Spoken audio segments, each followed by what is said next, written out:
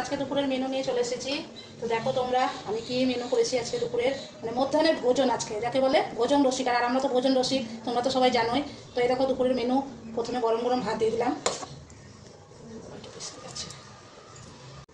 তারপরে দিয়ে দিলাম এখানে লেবু, এখানে দিয়ে দিলাম শসা, এখানে দিয়ে দিলাম লবণ, এখানে দিয়ে দিলাম একটা লঙ্কা, এখানে আছে পটল ভাজা, এখানে আছে মাছের ডিমের বড়া, এখানে আছে কুমড়ো ফুলের বড়া, এখানে আছে পোস্ত দিয়ে আলু ভাজা, আর এখানে আছে বন্ধুরা মাছ ভাজা, এখানে আছে মসুরি ডাল, এখানে আছে রুই মাছের তরকারি, এখানে আছে আলুর দম, এখানে আছে কিশমিশ কাজু বাদাম দিয়ে চাটনি টমেটো দিয়ে, এখানে আছে গোলাপ জামুন রসগোল্লার একটা সন্দেশ। বন্ধুরা এবার শেষ পাতে আছে পায়েস।